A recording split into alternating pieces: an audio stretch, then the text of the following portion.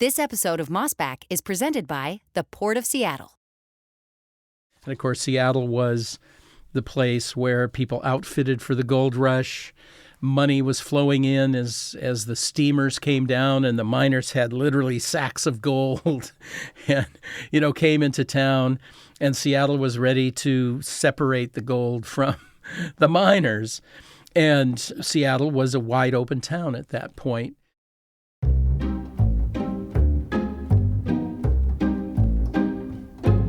Hey everybody, welcome to Mossback, the official podcast of the Mossback's Northwest video series from KCTS9 and Crosscut. I'm Sarah Bernard. And I'm Knute Berger. And today we're talking about the legendary Wild West character Wyatt Earp. Turns out he didn't just get in shootouts at the OK Corral, he opened a gambling house in Seattle too.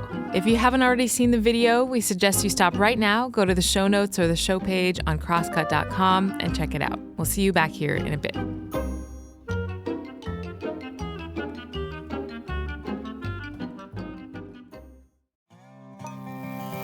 In the late 1890s and early 1900s, Seattle was an open town. Prostitution, dance halls, saloons, gambling, opium, and general wickedness proliferated in the city's so-called Tenderloin district below Yesler Way. Tens of thousands of people flooded in with the discovery of gold in the Klondike. It was the last great gold rush in North America. And while it appealed to a younger generation who'd missed previous ones, it also attracted old-timers who wandered from boomtown to boomtown looking for a score. The biggest name Seattle's Tenderloin drew, the legendary Wyatt Earp.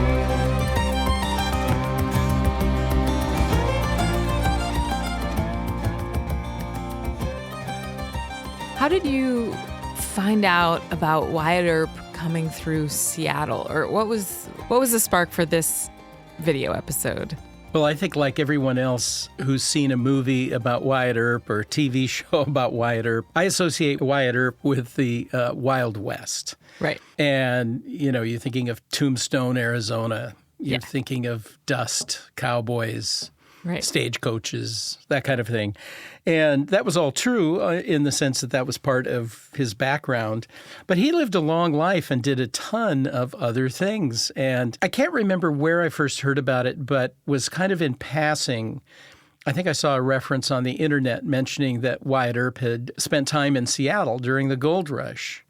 And so I got really fascinated by that. And I began to kind of Google and look up and began to sort of surface a number of articles that had been written about it over the years. They tended to be, by people who were interested more in Wyatt Earp than in Seattle. So I didn't get the sort of detail at first that I wanted to know, well, why was he here? How long was he here? In the 19th century and early 20th century, a lot of famous characters came through Seattle, Mark Twain and, other people of note. But they came here giving lectures or performances, part of the entertainment scene, or they were just traveling through and their ship happened to stop here on their way to somewhere else. Of course, what I learned was that Wyatt Earp actually opened essentially a casino in Seattle in 1899, and that he had gone to Alaska for the gold rush. That was a chapter in his life that I didn't know anything about. I was interested in the Klondike. So, I just began sort of digging into it. And in the meantime, there was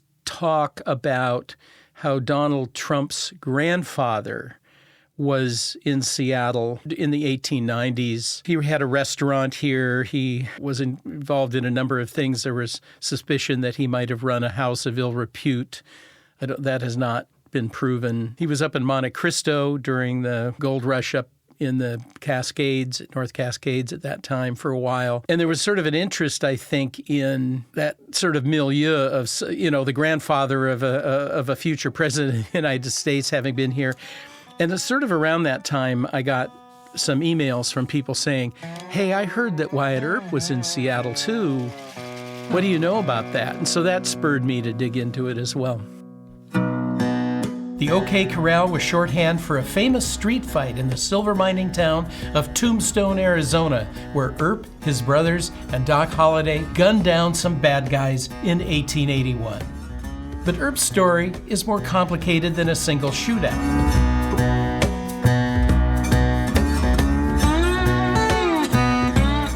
It's interesting because Wyatt Earp, in some ways, has been so fictionalized or chronicled in all of these films. I guess fictionalized, probably. It means you really, really do hear just like about OK Corral. But you say, it's like he had a long life and he did a lot of things, and he kind of had a lot of different occupations, if you will, different, characters at different times. He was a lawman, they say, law enforcement type of guy in the West, but also did a 1,000 other things, including apparently opening gambling houses, etc., but also doing some gambling himself. And then, I don't know, what were his other jobs? Of course, we need to talk about the thing he's known for, which is the shootout at the OK Corral, the Earps, Bat Masterson, Doc Holliday. This is the stuff that became legend. And it occurred in the 1880s. Tombstone was a mining town, that there was a boom. And the Earps were there, he and his brothers and family. One of his brothers was the marshal in town, or deputy marshal. And, all these mining towns were very exciting places to be. They were generally wide open with prostitution, gambling, drinking at all hours, all days of the week. A lot of money was being made and then being spent. So these boom towns also had a fair amount of violence. And Arizona territory at that point, there was a lot of people getting shot, a lot of banks being robbed and that kind of thing. And so this is where you sort of saw the battles between different factions taking place. The shootout at the OK Corral actually wasn't in the corral. It was in a nearby street. And it's, portrayed as sort of the Earps versus the Clantons. And the Earps basically won the fight, at least that stage of it. But interestingly, as I read in the contemporary newspapers and read in biographies of Earp, he was a controversial figure. He wasn't the lawman, the hero necessarily to many people. He was just another gang leader, essentially, that there were competing interests. The Earps had investments and ownership in some of the gambling parlors in Tombstone. Many people considered them to be criminals. They, by some people, thought to have organized and be operating a stagecoach robbing gang. And so Earp was also famous because one of his brothers was killed in retaliation by somebody working kind of for the Clanton faction. And, Earp went on a ride, which was essentially a vengeance tour, hunting down the members that they didn't kill at the OK Corral or whatever, and shooting them down in various places. So he was known as a really tough hombre. Mm-hmm. He had been, part of the law. He had been deputy sheriffs and whatnot. When he left Tombstone, he went to some other towns in the West where there were booms going on. He seemed to be sort of addicted almost to this boomtown lifestyle, and his common-law wife, Josephine, went with him. And I think people on both sides, recognized Earp as kind of this tall, cool, man of few words character who knew how to stand up for himself and defend himself. But the shootout at the OK Corral became kind of legendary. It became something he was known for many years. But there were many people who viewed it as not a positive thing. Mm-hmm. There are many people that viewed it, just as you would in the tabloids. He was kind of a hero and whatnot. And he ended up at one point living in California, in San Francisco, where in the 1890s there was an event that really changed the public perception of Wyatt Earp. You sort of had this sense of a guy from the Old West, and the penny dreadfuls, the tabloid magazines and whatnot had made him into a hero, just like they had made Jesse James or Buffalo Bill, many other people into heroes. But that was sort of badly tainted at one point. He was a restless person, moving from place to place, kind of seeking action, but then having this persona which was kind of anti-action. Everywhere he went, the newspapers would note, legendary lawman Wyatt Earp is in town, or veteran of the OK Corral. The polite way, I think, of referring to him at the time was as a sporting man. which meant that if there was gambling involved, if there was betting on a sport, he would be right in there. And this all came to a head when there was an epic, basic heavyweight fight in San Francisco. And boxing was illegal in San Francisco at the time because it was such a corrupt sport. Huh. Because it was just like gambling, I guess. Yes, and it was the Fitzsimmons-Sharkey fight, and I had never heard of any of this. But as I was reading about Wyatt Earp in the contemporary newspapers, the lead sentence of articles for years was Wyatt Earp, the notorious referee of the Fitzsimmons-Sharkey fight. And so I was like, what happened there? So that would be the first line, like the, Wyatt Earp, comma. Exactly. No mention of the OK Corral. It's reference to this fight in San Francisco. Wow. And, of course, it was a big bout. It was illegal, but the police looked the other way. Thousands of people came. And Wyatt Earp was asked to be the referee. Now, he really didn't have a lot of experience refereeing a boxing match. And half the people assumed that he was on the take, that he was being hired by one side or the other to referee this fight.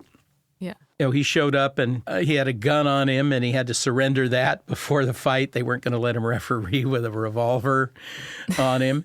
And and when he found out that his appointment was controversial, he, said, well, get somebody else. I'll bow out. Ended up being, no, you go ahead and do it. Well, in this boxing match, Fitzsimmons and Sharkey are fighting, and the fight is clearly going Fitzsimmons' way. Fitzsimmons is the better-known boxer, the one you would expect, the favorite, basically. He's beating Sharkey, and at worst, it's maybe a tie. And at the very last moment, he declares Sharkey the winner because he claims that Fitzsimmons hit Sharkey with a low blow that was disqualifying.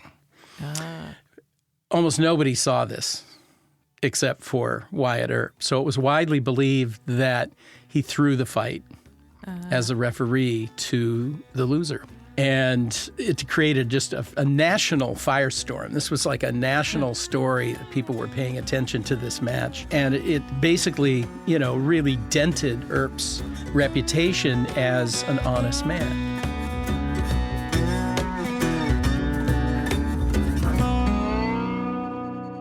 We'll be right back.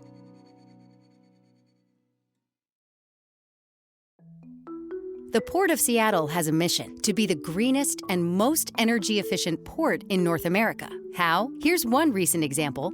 The port partnered with the community to construct the Duwamish River Peoples Park and Shoreline Habitat, the largest habitat restoration project on the Duwamish River in a generation, creating 14 acres of critical fish and wildlife habitat while providing public shoreline access. This large-scale restoration project supports recovery of the endangered southern resident orca population by significantly increasing habitat critical to abundance and health of Chinook salmon. For more on this project and the port, go to portseattle.org. Dreaming of a long-awaited vacation? Take your travels to the next level with Alaska Airlines. They're committed to providing a higher standard of safety and cleanliness throughout your journey. From mask requirements and touch-free options to HEPA filters on board and fresh air every 2 to 3 minutes. Plus, their award-winning loyalty program, Mileage Plan, makes it easy to earn and redeem miles wherever you go, including destinations worldwide, thanks to their One World Alliance membership.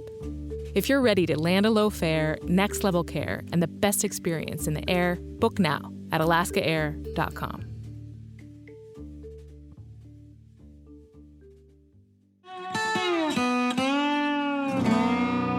Wyatt seemed addicted to the thrills of frontier towns, and the Klondike offered him a familiar high-stakes opportunity. With his common-law wife, Josephine, Earp headed to Alaska and the Yukon in 1897. As Earp well knew, the real money wasn't panning for gold, it was in mining the miners. He and a partner opened a saloon and gambling parlor named the Dexter in Nome, Alaska, and it proved to be, well, a gold mine, as miners spent, drank, and gambled away their finds. Earp met a Seattle sporting man named Thomas Urquhart, And they hatched the idea of opening a gambling parlor in Seattle, too. If it could work in Nome, why not in the populous Gold Rush hub on Puget Sound?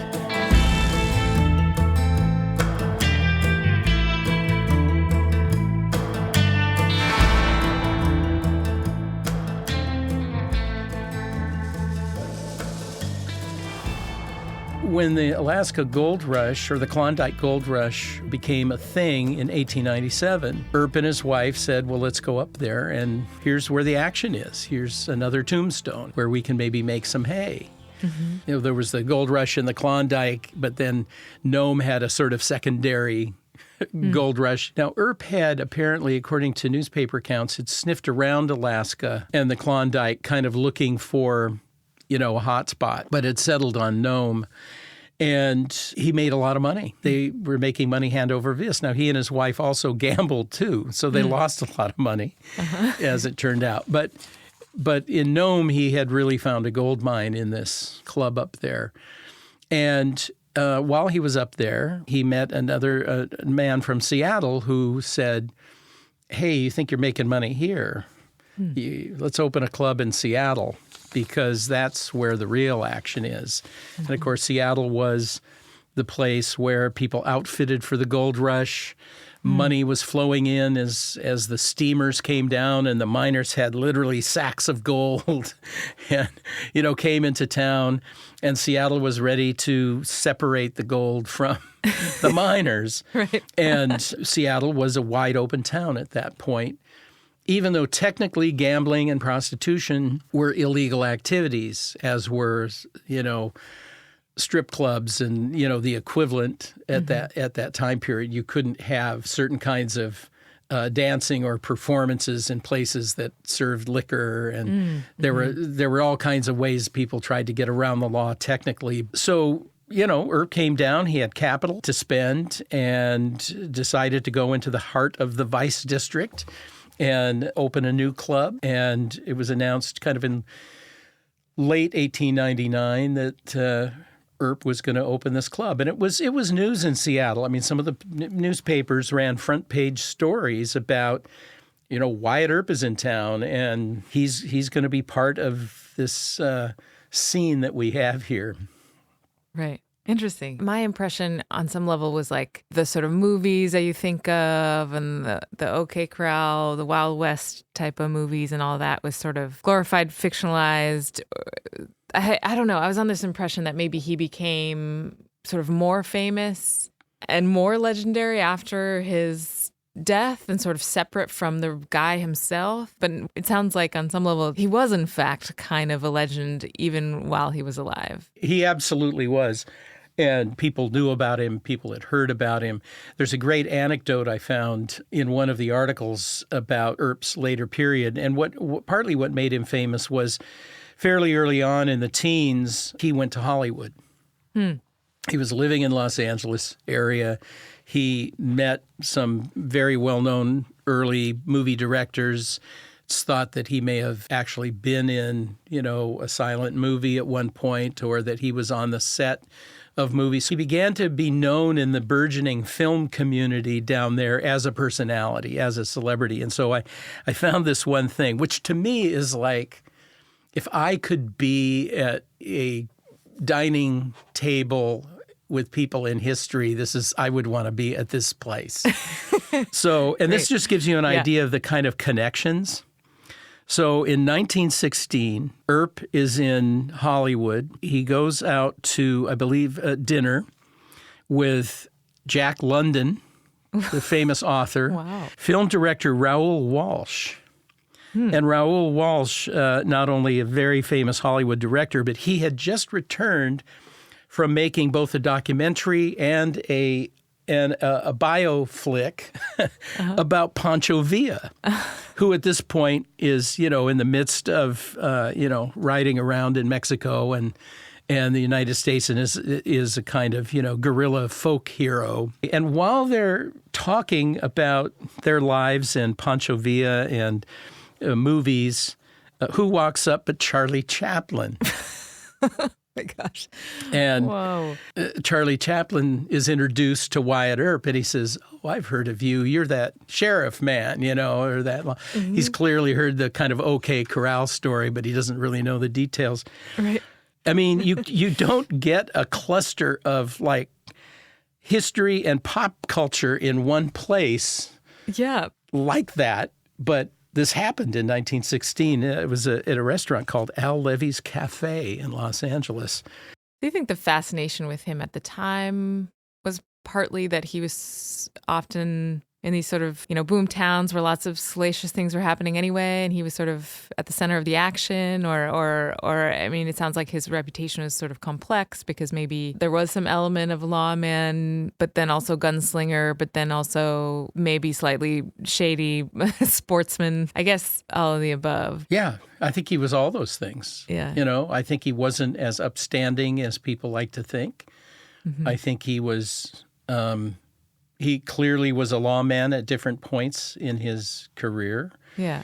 That Fitzsimmons-Sharkey fight was really sketchy, Mm-hmm. And I think that it's only been in more recent scholarship that people have tracked down some of the gambling interests or investment interests he had in Tombstone. That colored the feud with other people there that culminated in violence and a lot of death, actually. Right. So there's only one instance that Earp had any physical trouble while he was here, and I think it was not at his club, but he was in a bar and got into a tussle with somebody and I think knocked the guy out with the butt of his revolver. Other than that, I couldn't find any, evidence of Earp's violence or even violence toward him. And you have to remember, too, that these gambling guys also got people elected.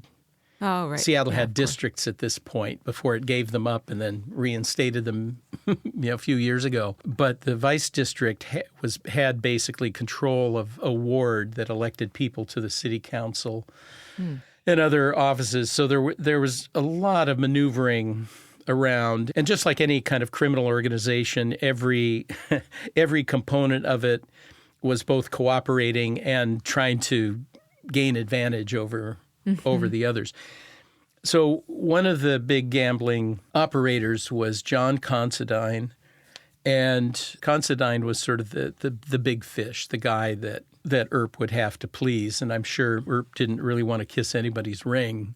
Mm-hmm. So Earp ends up basically getting out of it after just a few months, going back to Nome, and it was about a year later that John Considine, he's involved in a case with the police chief. The police chief ends up having to resign, and he goes hunting for John Considine. Oh. And there's a big shootout in the same block as the Union Club, Earp's club was, just on the corner of 2nd and Yesler, kind of kitty corner from, it was a G.O. Guy drugstore. Huh. And the former police chief, Meredith, has a shotgun hidden under his jacket, tries to shoot Considine, doesn't get him. Considine is able to grab a gun, and he kills the newly resigned police chief. Wow. In the thing.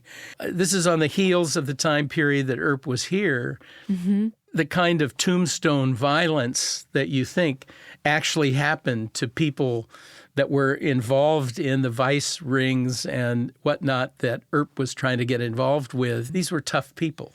So Earp would never admit, I'm sure, that he left town because he was scared. Mm-hmm.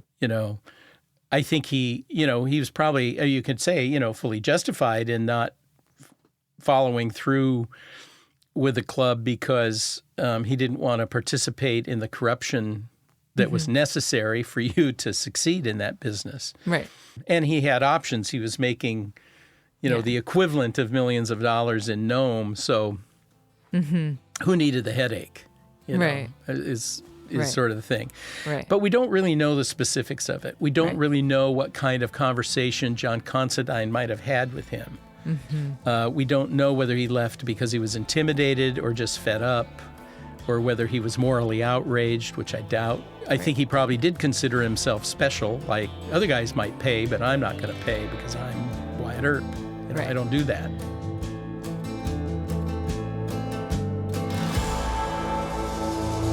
Was Seattle too corrupt for Earp?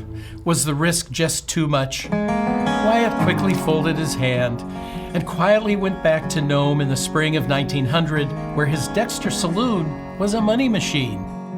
It's said that when he and Josephine left Nome for good in 1901, they'd made the equivalent of $2 million. Reports say they gambled most of it away. Earp eventually settled in Los Angeles and hung out in the burgeoning film colony there. He died in 1929, but shortly after, Hollywood films and TV made him an even bigger Western legend. The OK Corral saga grew larger than life, more fiction than fact. And oddly, the story of Wyatt Earp getting run out of Seattle has yet to be made into a major motion picture.